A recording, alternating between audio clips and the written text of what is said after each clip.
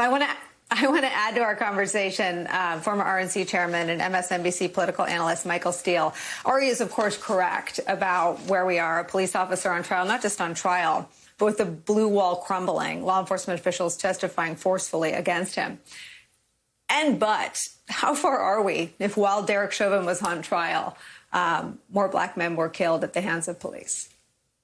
It tells you that while we have, the opportunity to witness what we did on video, that even in that circumstance, it may not necessarily be enough.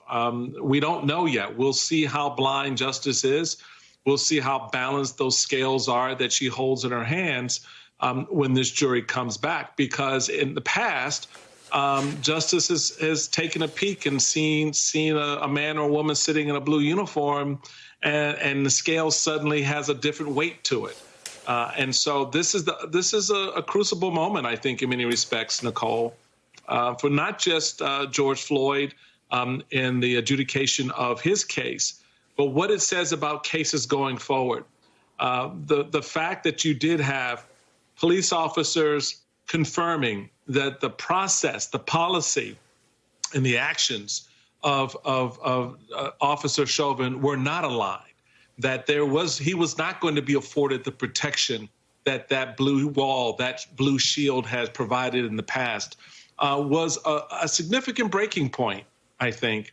And so we'll see now how a jury weighs that breaking point.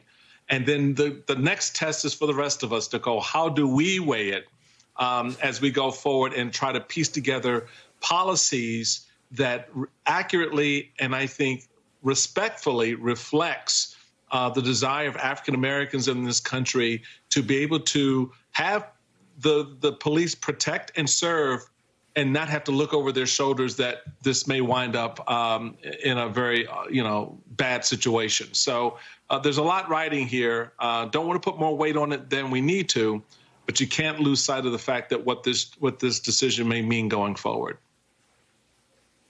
Yeah, I need you to say more, Michael Steele, and I'll just throw some more of today's news into this and ask you to respond to it.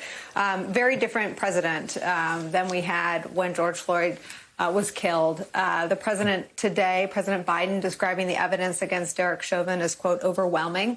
He plans to address the nation as soon as the verdict is known. Of course, we will take that live.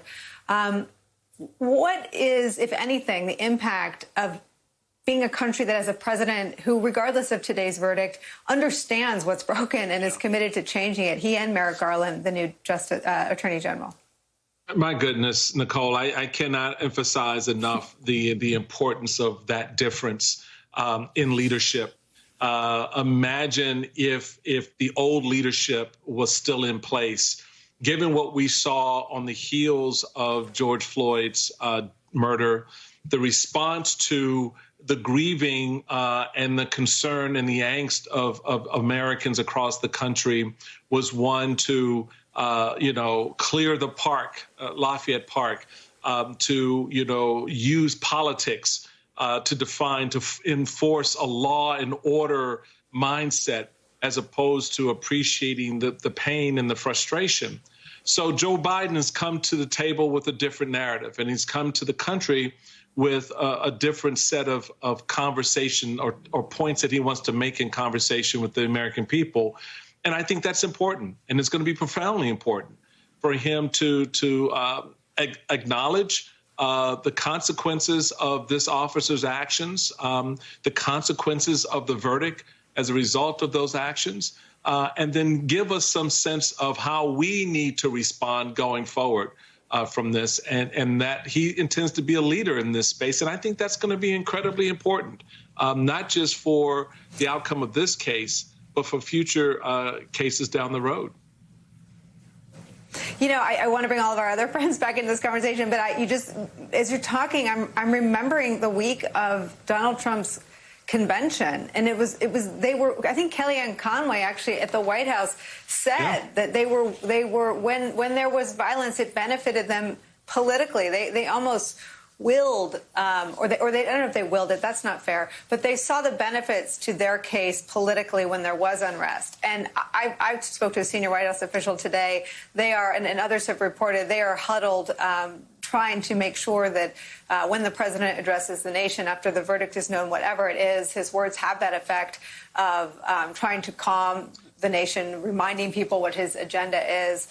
The Rev and so many have been so involved in this DOJ policy priorities that they get at these systematic racism, something that the last Attorney General, Bill Barr, didn't acknowledge existed. And I wonder if you can just give me one more beat on how that might be different tonight on the streets. I think it should be different tonight on the streets. Depending on how the verdict goes, you're going to have those who may be upset, who may be happy. But I think what's important is how the president helps us as a nation set a tone. And I think it's how the importance of the institutions, the Justice Department, police forces, law enforcement around the country also help set that tone. The family here is the centerpiece. It's not our own personal kind of, angst and excitement or frustration at the moment. It's the family is the centerpiece here. We are here for the Floyd family as a nation, to stand with them and to recognize what this means for the family. So let's not make it about us, folks. Let's not get all carried away and show how excited we are on a conviction or how disappointed we are on an acquittal or anything in between. Let's keep the family in focus for here, because this, despite whatever the outcome is going to be a weight lifted for this family. And we've got to be a part of that moment for them. And I think that's something that the president and our law enforcement institutions, as well, our law enforcement on the ground, not just in Minnesota, but around the country, want to bring into this moment as well. And we need to help them do that as citizens.